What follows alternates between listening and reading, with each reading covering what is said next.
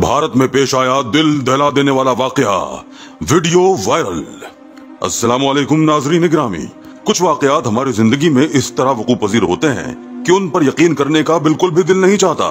वो हमें हमारी आंखों का धोखा लगते हैं। ऐसा ही दिल दहला देने वाला वाकया भारत में पेश आया।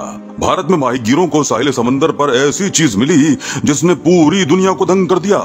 लेकिन इस चीज की हकीकत सामने आते ही पूरी दुनिया भारत को लानत मलामत करने लगी। नाज़रीन गिरामी, वीडियो को पूरा देखने से पहले ये दिनों की बात है कि भारत में साहिल समंदर पे छोटा सा कुंभा आबाद था, या यूं कह लीजिए समंदर के बीचों बीच आबाद था। वहाँ पे दो भाई अपने खानदान के साथ रहा करते। उन्होंने एक कश्ती में ही अपना पूरा घर बना रखा था। उनका खाना पीना रहन सहन वहीं पे था, यानी एक घर की तरह वो इस कश्ती में रहते थे और कई सालों से रह रहे थे। इनका पेशा मछलियाँ पकड़ना था। वो समंदर में जाल लगाकर मछलियाँ पकड़ते और उन्हें शहर में अच्छे दामों में फरोख्त करके अपनी जरूरियात का तमाम सामान खरीद के अपनी कश्ती में लौट आते।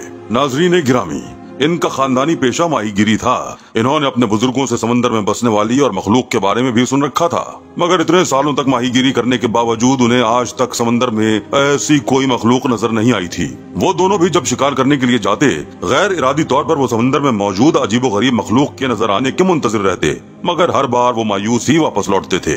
यार, हमारे बड़े जो हमें समंदर में मौजूद दूसरे इंसान नुमा मछली और दूसरी मखलूक के बारे में बताते हैं, मुझे तो लगता है ये सब मनगढ़ंत है और झूठी बातें होती हैं। एक माहीगीर ने दूसरे से कहा, जिस पर दूसरे ने भी जोर शोर से इस बात में सर हिलाया। हाँ यार, ऐसी कोई मखलूक नहीं होती।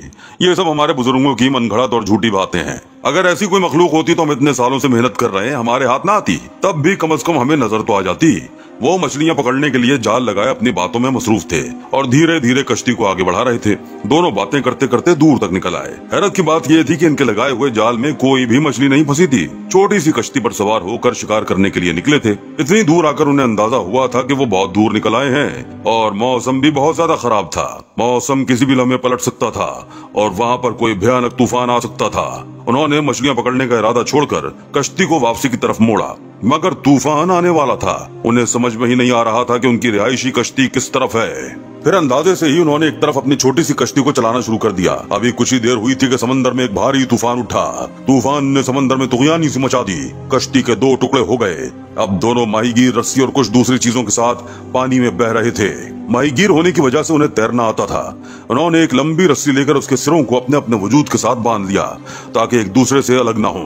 अब दोनों के नातवा वजूद थे और समंदर की बेरहम लहरें थीं। कुछ देर बाद तूफान थम गया। दोनों माहीगीर किसी नामालूम से जजीरे पर पहुंच गए थे, मगर उन्हें जल्दी रास्ता ढूंढकर अपनी रिहायशी कश्ती तक वापस जाना था। वो दोनों घूम फिर कर जगह का जायजा लेने लगे तो अचानक ही एक माहीगीर ने जोर से चीख मारी। उसके चीखने की आवाज सुनकर दूसरा माहीगीर बौखला गया और जल्दी से उसके पास पहुंचा, लेकिन उसे जो कुछ सामने नजर आया था उसने उसे भी बौखला कर रख दिया था।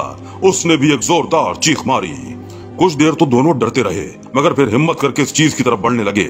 सामने इंसान नुमा मछली का हड्डियों से भरा हुआ ढांचा पड़ा था। चेहरे और सीने से तो वो इंसान ही लगता था, मगर नीचे की तरफ उसकी मछलियों की तरह एक दुम थी।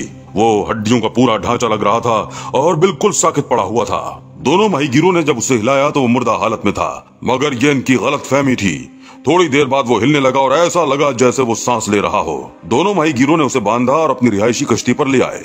उसे अपनी कश्ती तक लाना भी जान जोखों का काम था, क्योंकि इस मखलूक का वजन काफी ज्यादा था और वो दोनों तैरकर अपनी रिहायशी कश्ती तक पहुंचे थे। दोनों माहीगीरों के घर वालों ने भी इस मखलूक को देखा था। उनकी एक बुजुर्ग औरत ने इस मखलूक को दोबारा समंदर में छोड़ देने का मशवरा दिया, क्योंकि अगर भारत में किसी को ये बात पता चल जाती तो फिर वो इस मखलूक को अपने साथ ले जाते, दोबारा समंदर में कभी ना छोड़ते। इससे हर मुमकिन फायदा उठाने की कोशिश करते और अगर कोई फायदा न मिलता तो मार डालते। मगर एक दूसरे बंदे ने, जो इनके खानदान का नहीं था बल्कि शहर का रहने वाला था, उसने मखलूक को माहीगीरों के पास देख लिया था और चुपके से कुछ तस्वीर बनाकर जल्द से जल्द शहर पहुंच गया। उसने शहर में ये खबर फैला दी कि साहिल समंदर पर एक जल परी मिली है जो इन माहीगीरों के पास है। ये खबर जंगल में आग की तरह फैली थी और बहुत से लोग इकट्ठे हो गए। अब इस मखलूक को समंदर में दोबारा छोड़ देना मुमकिन नहीं था, क्योंकि लोगों को इसके बारे में पता चल गया था।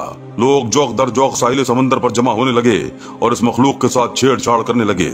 इस मखलूक को साहिल समंदर पर ही रखने का इंतजाम कर दिया गया था और इसके लिए एक साजगार माहौल बना दिया गया था ताकि वो सांस लेती रहे और जिंदा रहे। 2 ही दिन में ये खबर जंगल की आग की तरह पूरी दुनिया में फैल गई। दूसरे ममालिक से बहुत सारे माहिरीन वहाँ पर इकट्ठे हो गए। माहिरीन ने इस मखलूक का जब मुआयना किया तो जो खबर सामने आई उसने भारत को पूरी दुनिया के सामने शर्मिंदा कर दिया। नाज़रीन गिरामी, वो मखलूक कोई असली जल परी नहीं थी, बल्कि उसे मसनूई तरीके से तैयार किया गया था। ये बात दूसरे ममालिक के माहिरीन ने साबित कर दी थी कि वो हाथों से बनाई गई कोई अजीब और गरीब मखलूक थी, जिसे बाद में जल परी का नाम दिया था। मगर सोचने की बात यह थी कि आखिर इस जल परी को बनाने के पीछे भारत का मकसद क्या था। और जब भारत का मकसद पूरी दुनिया के सामने आ गया तो भारत को मुंह छुपाने के लिए जगह नहीं मिल रही थी। ये सब भारत ने सिर्फ फेमस होने के लिए ड्रामा किया था। इन्होंने अपनी प्लानिंग में समंदर का एक सफर शामिल किया था, जिसमें उनके एजेंटों को एक जल परी मिलती है।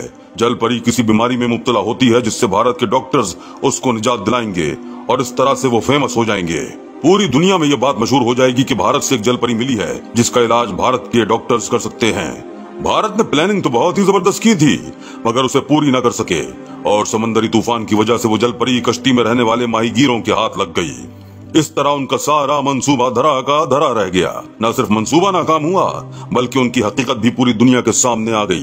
भारत बुरी तरह शर्मिंदा हुआ था। दूसरे ममालिक के माहिरीन भारत पर लानत और मलामत करने के बाद वापस लौट गए, जबकि भारत राज खुल जाने पर शर्म से मुंह छुपा रहा था। भारत की अवाम अलग ये मंसूबा बनाने वालों को लान तान कर रहे थे और कश्ती में रहने वाले माहीगीर और उनके खानदान वालों ने भी इस बात को समझ लिया था कि जल परी जैसा कोई भी वजूद समंदर में नहीं पाया जाता। ये मन घड़त बातें ही हैं। नाजरीन गिरामी, मुज़क्कर जल परी का कोई वजूद नहीं है।